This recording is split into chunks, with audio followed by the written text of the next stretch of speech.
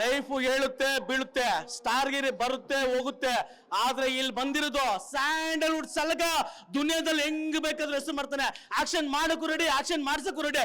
ಎತ್ತಕ್ಕಾಗಲ್ಲ ಜಿಬ್ರ land lord kebab black cobra. ಮಲ್ಗೆ ಹೂ ಮುಡ್ಕೊಂಬರ ರಚಿತಾನ ನೋಡಿದ್ದೆ, ಮಚ್ಚಿಡ್ಕೊಂಬರ ರಚಿತಾನ ನೋಡಿಲ್ಲ. ನಟನೆಯಲ್ಲಿ ಅವರು ನಯಂತರ ಈ ಸಿನಿಮಾದಲ್ಲಿ ಆಕ್ಷನ್ ಮಾಡಿದ್ರೆ ಭಯಂಕರ. ಹಳ್ಳಿ ಪಾತ್ರದಲ್ಲಿ ಅವ್ರ ಆಕ್ಟಿಂಗ್ 100 ಮಾಡ್ಸಾರೋ ಹೇಳಿ. ಹಳ್ಳಿ ಪಾತ್ರದಲ್ಲಿ ಅವ್ರ ಆಕ್ಟಿಂಗ್ಗೆ 100 ಸ್ಟಾರು. ಇಂಡಸ್ಟ್ರಿಗೆ ಒಬ್ಬರು ಲೇಡಿ ಸೂಪರ್ ಸ್ಟಾರು ಸರ್. ಹಳ್ಳಿ ಅಂದ್ರೆ ಕಾಟೇರ ಕಾಂತಿರ್ತಾರ ಒಂದು ಹಳ್ಳಿ ನೇಚರ್ನ ತೋರಿಸುವಂತ ಮೂವಿ, ಒಂದು ಜನಪರ ಒಂದು ಜನಕ್ಕಾಗಿ ಮಾಡೋಂಥ ಸ್ಟೋರಿ ಸಖತ್ತಾಗಿದೆ.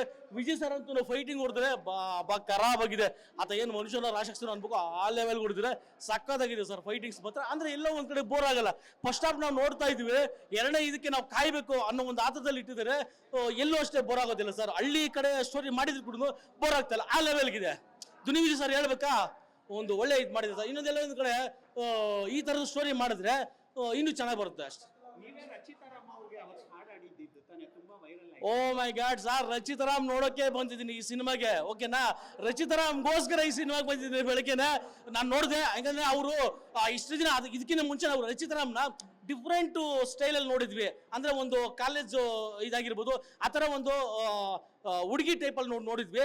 ಎಲ್ಲ ಒಂದ್ ಕಡೆ ಫಸ್ಟ್ ಟೈಮ್ ಒಂದು ಫ್ಯಾಮಿಲಿ ಮತ್ತೆ ಹಳ್ಳಿ ಲೊಕೇಶನ್ ಅವ್ರು ಕಟ್ಟಿರೋಂಥ ಸ್ಯಾರಿ ಮತ್ತೆ ಆ ನಿಂಗವ್ವ ಸ್ಟೈಲ್ ಇದೆಲ್ಲ, ನಿಂಗವ್ವ ನಿಂಗವ್ವ ಅನ್ನೋ ಒಂದು ಸಾಂಗ್ ಇದೆಲ್ಲ ಮಸ್ತಾಗಿದೆ ಸರ್. ಆ ಒಂದು ಇದನ್ನ ನೋಡ್ಬೇಕಂತ ಬಂದಿದ್ದೀನಿ. ನನಗಂತೂ ತೃಪ್ತಿ ಆಯ್ತು.